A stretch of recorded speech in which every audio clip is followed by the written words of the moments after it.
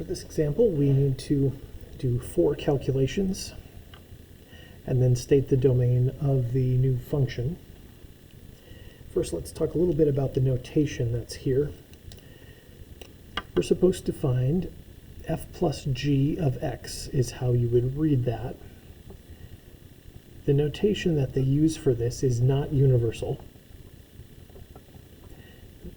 This is the exact same thing as saying f of x plus g of x, or some textbooks will even say just f plus g. So these 3 things all mean the same thing. We're going to take function f, we're going to take function g, and we're going to add those together.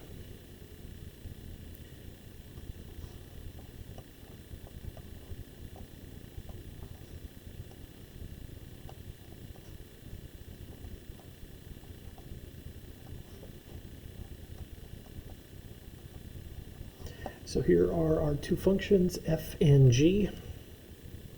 We're going to go through and add them together to start with. So we're going to calculate f plus g of x, which again is the same thing as, and maybe a little easier to think of, as f of x plus g of x. So we're literally going to take this quantity, and to that we are going to add this quantity. So f of x plus g of x would look like this.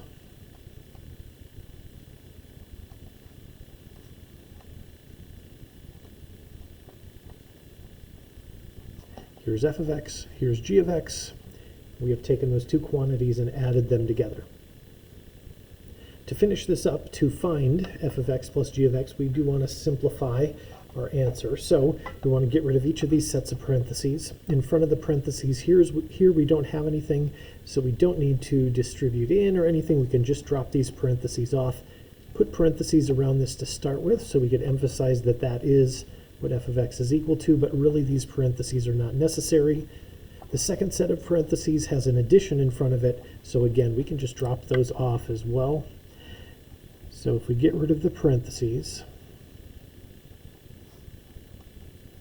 and then combine our like terms,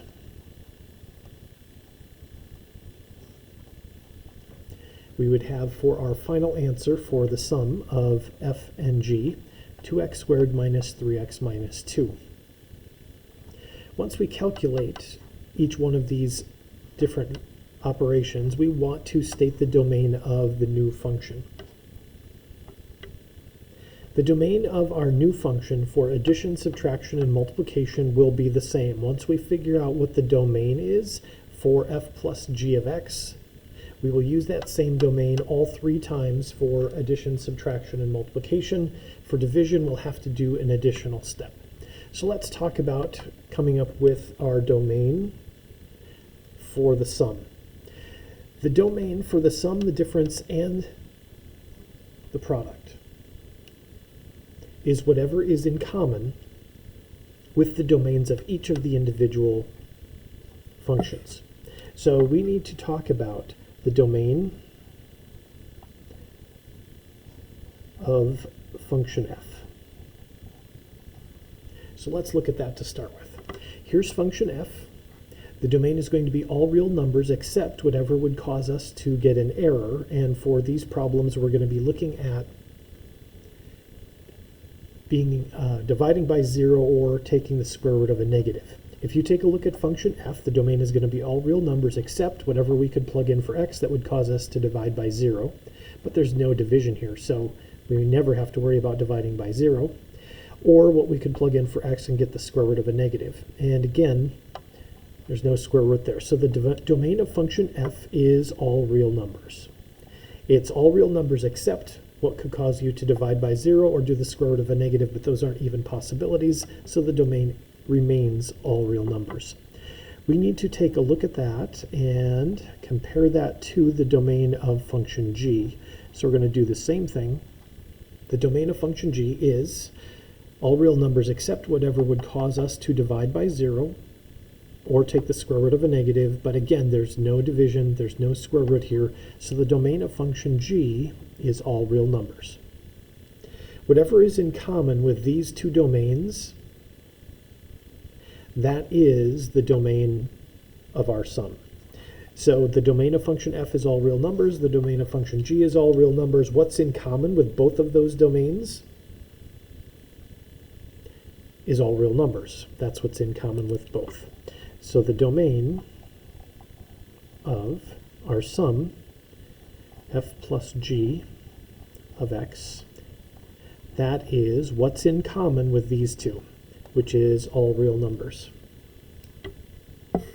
All right, we're going to go through and calculate the difference and the product.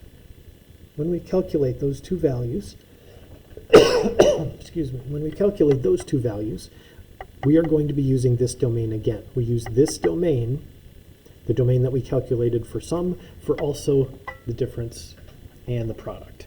So let's talk about what this would look like for our difference.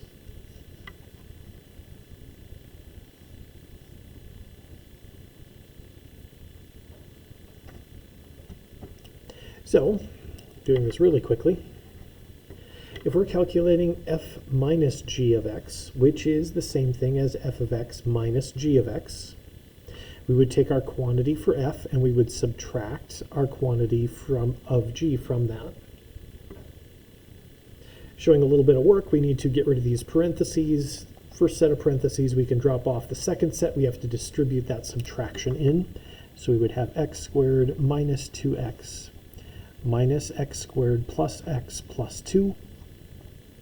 And then combining our like terms, our x squareds would cancel. Negative 2x plus x is a negative 1x, or a minus x. And then the only constant term we have there is the 2.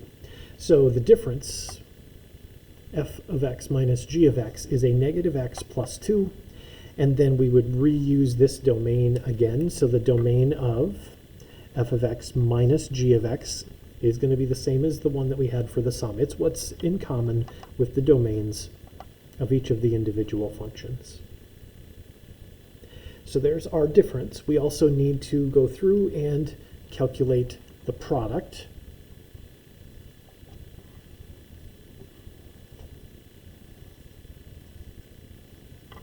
So for our product, we're going to be doing f times g of x, which is f of x times g of x.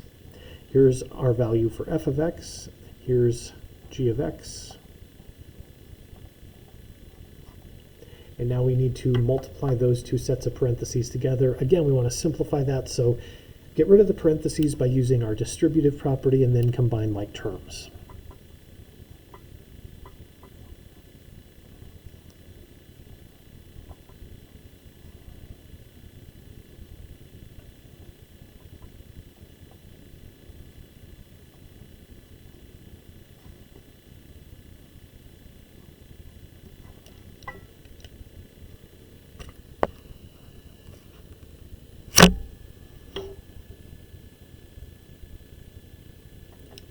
Combining our like terms, we would have x to the fourth minus 3x cubed.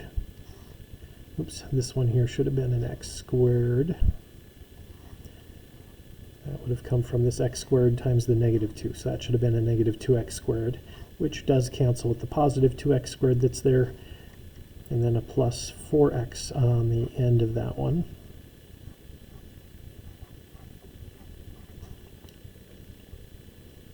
And then the domain again, for all three of those first ones, f of x plus g of x, f of x minus g of x, and f of x times g of x.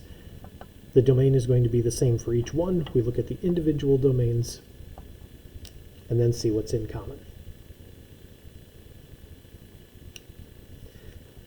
Last calculation we need to make is our quotient f of x divided by g of x.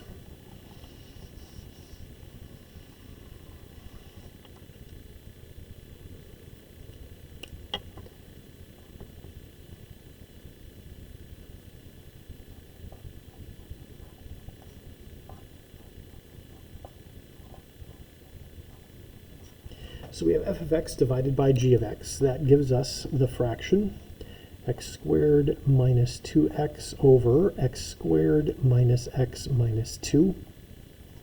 When you simplify this fraction, we need to see if we can cancel anything out. If you have any addition or subtraction in the problem, you do have to factor first before canceling. So first, on the top, I'm going to factor an x out in front of those two terms.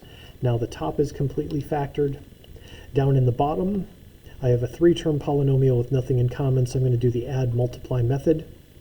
I'm looking for two numbers that add to give me a -1, and when I multiply them, give me 1 times -2, which is a -2.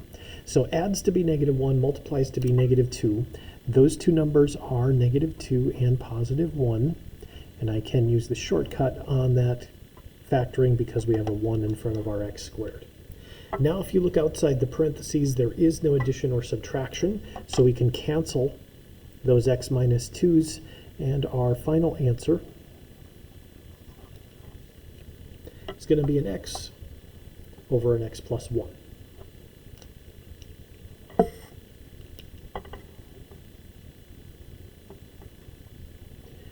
Our domain of function f, we said earlier, was all real numbers. Our domain of function g was all real numbers. When you do your calculation for your division with your domain, what we need to do is look at what's in common with these two. So our domain of f divided by g of x is going to be all real numbers because it's what's in common with these two. This is what we were using for addition, subtraction, and multiplication. But for division, we start with that, and then we need to exclude whatever would cause us to divide by 0, and what's in the bottom here is g of x. So we are going to use what is in common from the individual domains, and then from that exclude anything that would make this bottom equal to 0. Well, g of x, that is equal to 0 when x squared minus x minus 2 is equal to 0. We factored that earlier as an x minus 2 times an x plus 1. We have two things multiplied together that equals 0, so we can make two equations and then solve those two equations. So there are two numbers that would make g of x equal to 0. So our domain is going to be all real numbers except 2 and -1.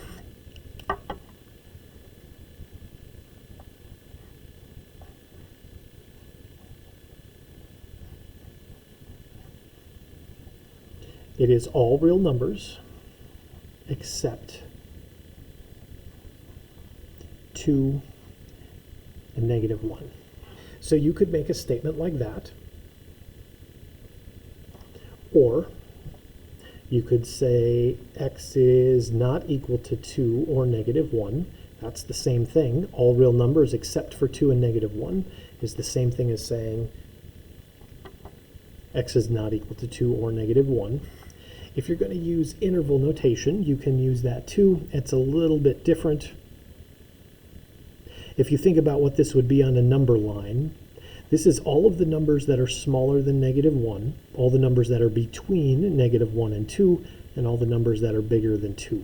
So if you used interval notation, you would go from -infinity to -1. That's everything smaller than -1. Everything from -1 to 2, and then everything bigger than 2. All three of those things say the same thing. If you're using interval notation, it would look like this. Another way of saying it is just to say x is not equal to 2 or -1, or you could say all real numbers except 2 or -1. That gives us the exact same statement, just three different ways.